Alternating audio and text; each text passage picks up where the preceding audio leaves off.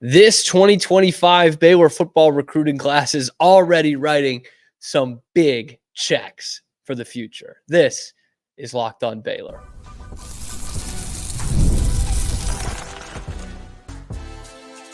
You are Locked On Baylor, your daily podcast on the Baylor Bears, part of the Locked On Podcast Network, your team every day.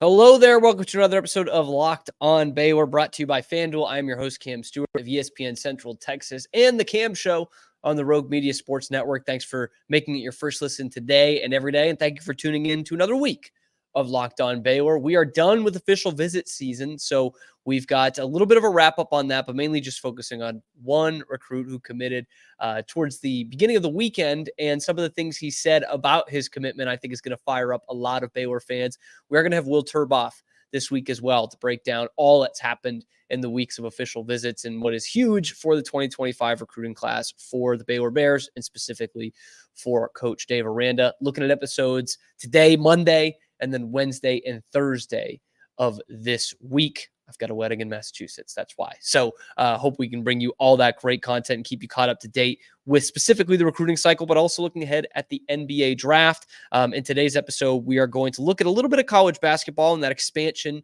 of March Madness and what that's going to do, and also a broader look at the Big 12. And me joining Drake Toll with Locked On Baylor, or excuse me, not anymore, Locked On Big 12, to talk about what those new private equity and naming rights are going to do for the Big 12 as it looks towards expansion, because it could bring in some new neighbors for our Bears. But looking at this 2025 recruiting class, the Bears did land a commitment before the weekend of official visits even started with three-star cornerback from Byron Nelson, Leo Almanza Jr. Almanza, I probably said that wrong.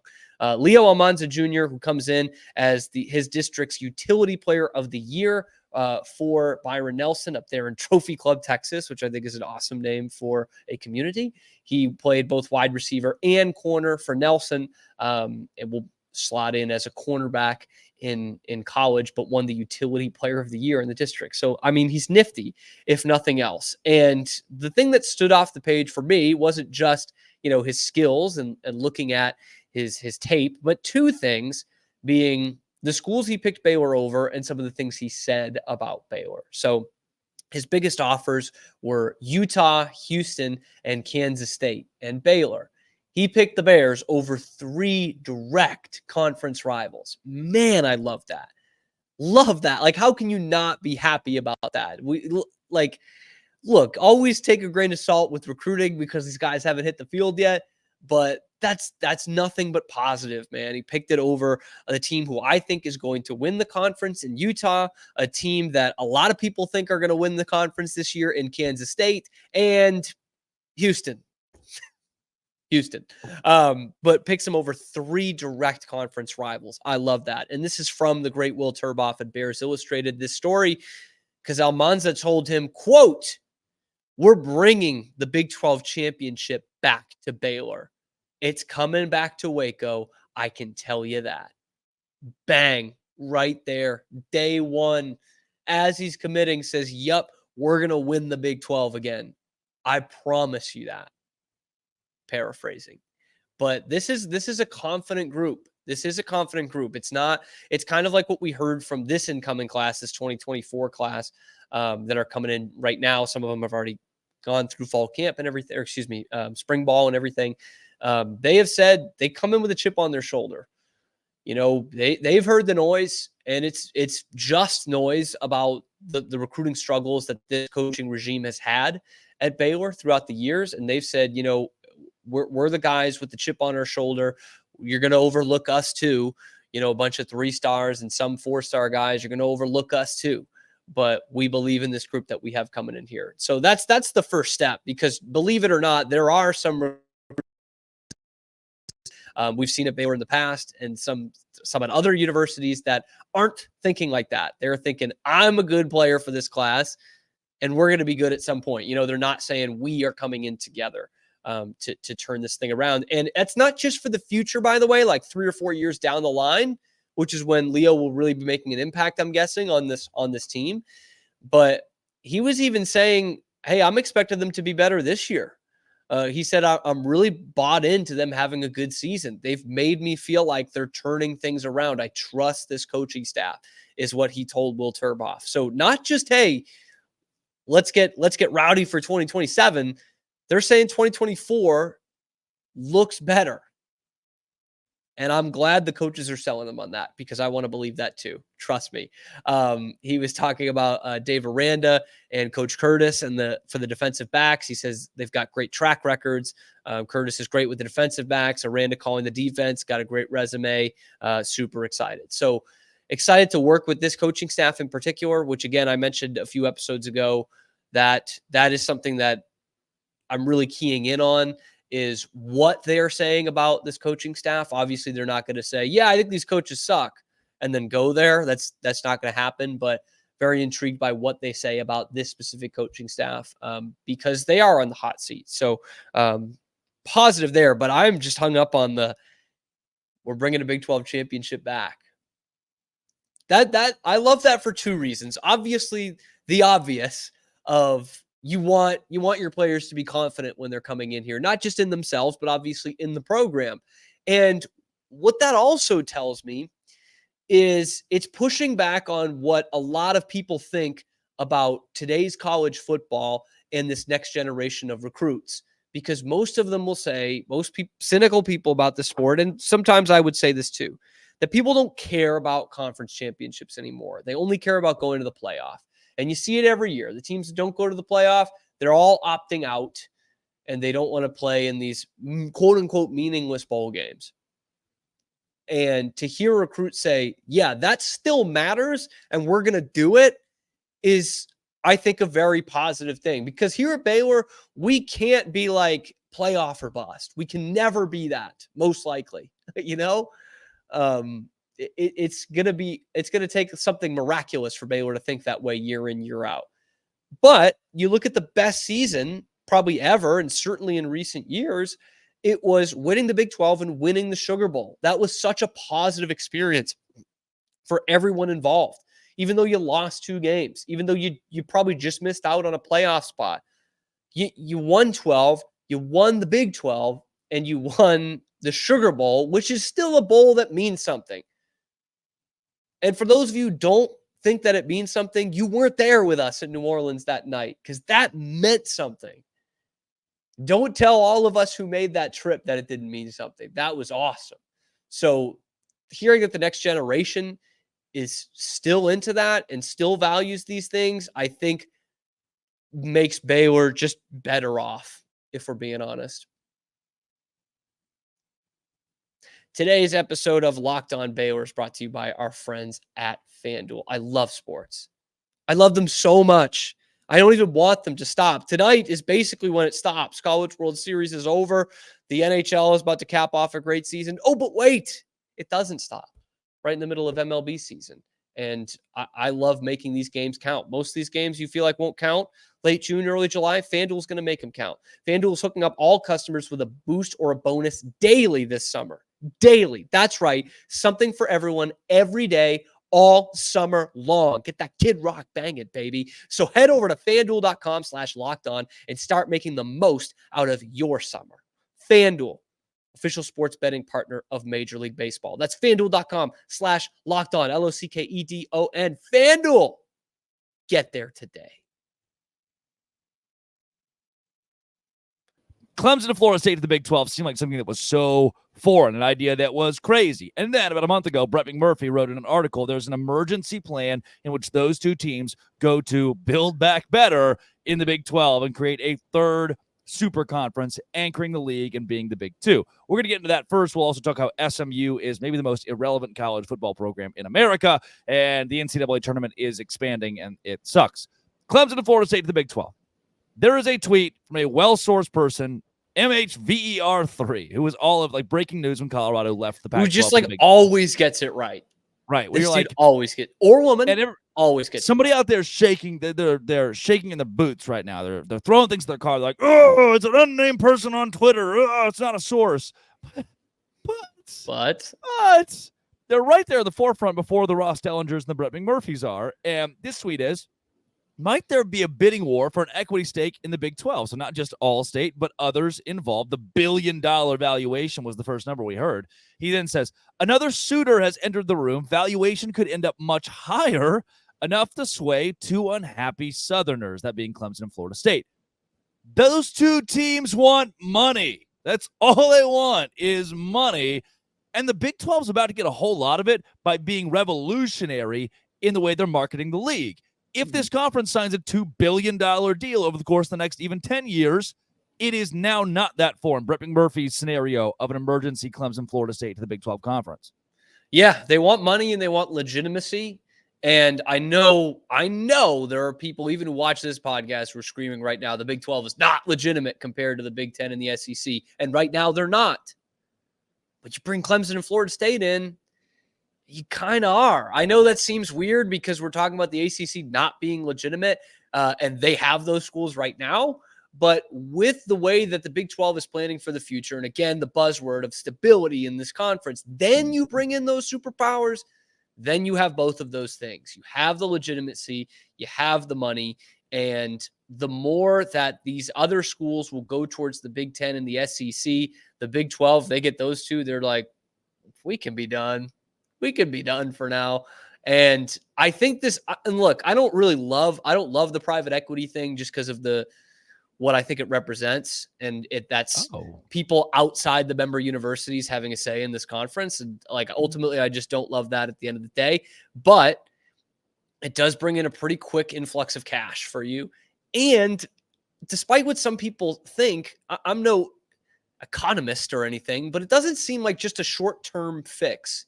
It's not just a short-term influx of cash. Like, the more I read about this, the more it seems this could be built for the long term for the Big 12 to have a private equity firm investing in it, because I think what that'll lead to is an early renegotiation of the TV deal, especially after the ACC goes under, and that just becomes a cash cow once again for the Big 12.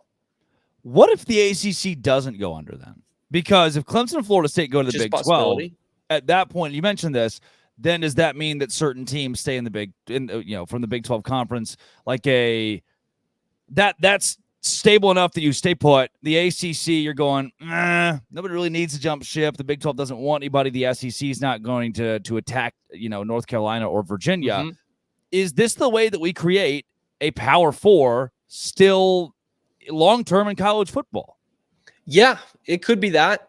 And in that scenario, that would be great for the Big 12. I should say, what I'm trying to do, we should all be on board with this. Everybody out there should be on board with Clemson and Florida State to the Big 12. Because I think so. That sounds great. Yeah. College football as we know it. Well, I would also say this about the ACC. Look, I mean, once those two schools leave, there's no guarantee of it. We're laying out a scenario where that could work, but there's no guarantee of it. And I think the ACC, what they can do is also potentially do what the Big 12 did in terms of, okay, conferences are getting all messed up. We need to get in on this. We need to expand. And that could be taking schools like West Virginia from the Big 12. Hey, guys, this is going to make a lot more sense for you. Why don't you come in here? West Virginia, a Cincinnati, even a UCF, who, two of those just came to the conference, right? Like they could do that and throw in some of these Big East teams that actually play football, like a UConn. I know play football is a stretch, but you can bring some schools like that in and at least, keep your head above water. That scenario is out there for sure. And I think the Big 12, if you say, hey, let's play this out. You get Clemson and Florida State. They take West Virginia and Cincinnati. Okay. All right, cool. See you guys later. Catch you on the flippity flip. And we're done. Wow. Yeah, you took that in a direction right there. I did. West Virginia and Cincinnati? I'm throwing all kinds of different directions once we start talking expansion, man. All kinds of crap runs through my head.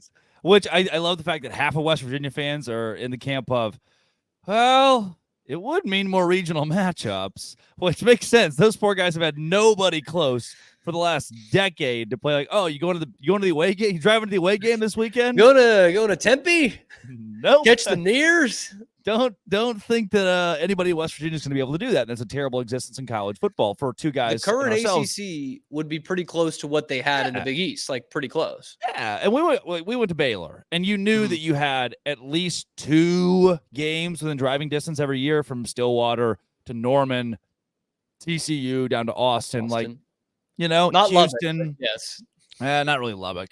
Tough. Some people fly to Lubbock. And West Virginia wants that. Does that mean that they'll jump? I don't think so. But Clemson and Florida State to the Big 12 is not impossible. Brett McMurphy said it's not. He's a smart guy. You all know him.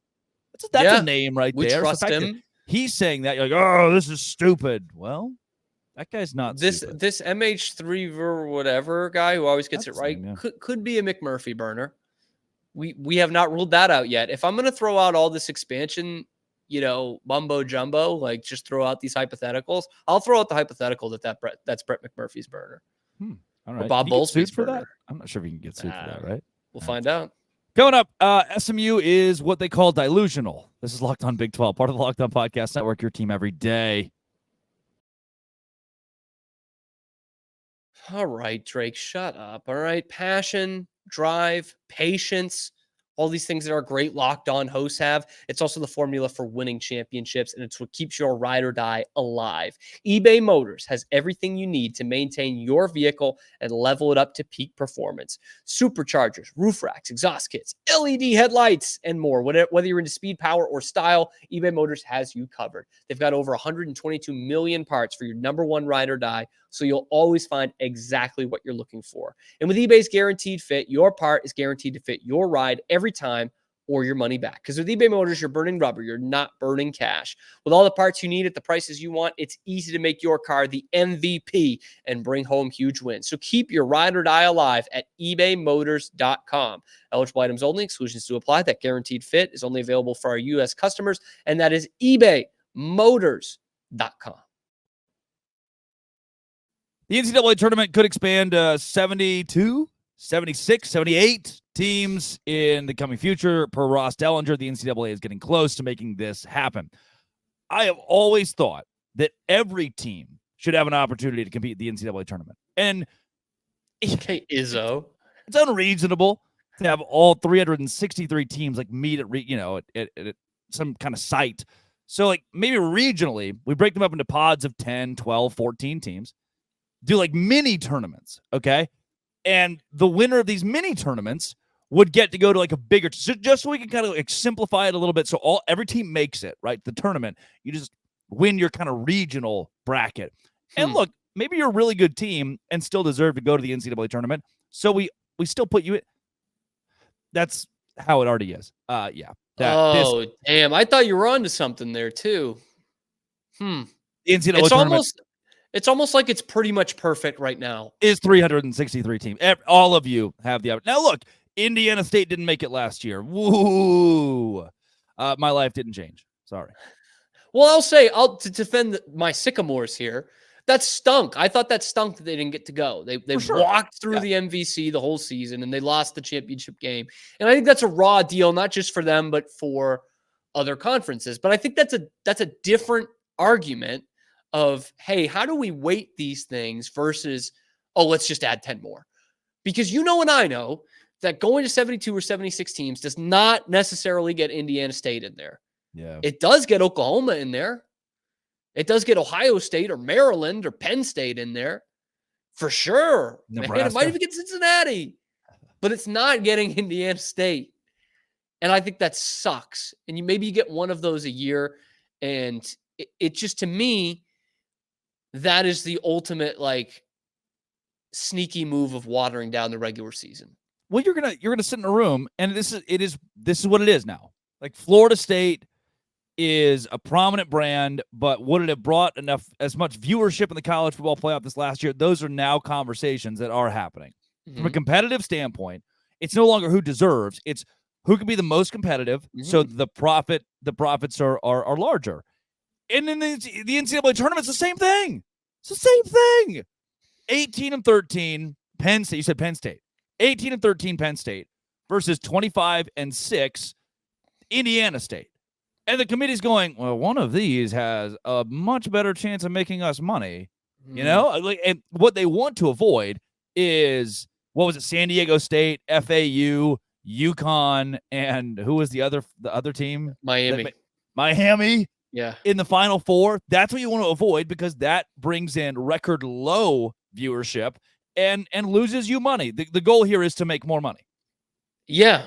And that's, I know it sounds naive and, very pie in the sky, but like, you've got such a good thing going right now with the NCAA tournament. I think it's probably the only thing in college athletics that is damn near perfect. Don't change it. And it's not the money-making cash cow that the college football playoff is, but it's the only other thing outside of football that really makes serious money in college sports. True. And that has shown year in, year out for, really the last 50 years, but looking specifically at this really money-hungry generation of 20 years here, it's off the charts all the time. So that to me is like, it almost doesn't matter who you put in there. Of course it does, but even if it's that VCU versus Butler semifinal, it's still going to get watched. It's the Final Four. And so I think the NCAA can't get out of their own way there and using that line of thinking that you just presented, which is obviously what they're doing and what they're going to do in the future. They would have put in Kansas State or Oklahoma over Indiana State 11 times out of 10. Yeah. Now, none of those teams got in, but you damn well know that those two Big 12 teams have a much better chance at getting in over a team that they don't know. College baseball, I could see this being a thing. Like, if you expand college baseball or college softball, the reason being, it's one of the last good things we have. It's one of the last good things that people actually watch. ESPN, on the whole, is going to give you, like, college volleyball. We're still looking at tournament games on ESPN Plus. Like, we're not covering that very close. We're not close to that. College soccer, no. You might get the lacrosse championship or Final Four or hockey. Even then it's been a struggle, and I love both those, hockey and lacrosse. It's still been a struggle for those to get going. So the last thing that we have, because you have from football, men's and women's basketball, top three. Then softball, baseball are in there, and each of those games is on ESPN for the NCAA tournament there at the very end of the season. Everybody's getting fired up about it. Like, there are things that you turn on at the end of the year. With that being said, it doesn't make any money. It doesn't bring any money in. So we haven't ruined it yet, because there's no reason to add more teams or take away teams because of a revenue thing. It's one of the last great things that money hasn't ruined in college sports. And to me, it means that you could add in more teams, and it would not dilute the revenue, the money-hungry portion of why we're getting more teams in the NCAA tournament in basketball. That is one. So, like, baseball, sure. And there we see it all the time, like in Evansville, that comes in and you're like, oh, huh. These teams that wax power programs because they're so good and they get overlooked. College basketball feels a little bit different from that. The discrepancy in athletes is much wider than it is in baseball, where your Evansville guys could put a pounding on anybody in the Big Ten year in and year out. When it comes to basketball, then, I don't understand if we will ever see, and up until that UConn run, they win it as a 4 seed, it was mostly top 3 seeds winning national championships. I don't know if we'll ever see the Oklahoma you just added in actually making a difference in the NCAA tournament and bringing in real dollars. Yeah, that's true. And in terms of a basketball standpoint, I don't know, because I would probably think along those lines too. But then again, NC State got in the first 4 and went to the Final Four. Syracuse did it a couple years ago. I mean, Syracuse did it. Yeah. ECU did it in the first year. But they don't win championships. Those teams don't win championships. It adds intrigue. It does. It adds a great storyline. But kind of all that to say, it added a great storyline with VCU that first year in 2011 when they first had the first 4. They went all the way to the Final Four. Yeah. You know what? It was also a great story this year when it was NC State. It was also a great story when it was Syracuse, who's more or less a traditional power. It doesn't matter if they're small schools or big schools. If it's a Cinderella story, it's a Cinderella story. So I don't know if that works for or against my argument, but I think it works for in terms of why go through the trouble of adding all this extra and you're doing an extra week of March Madness.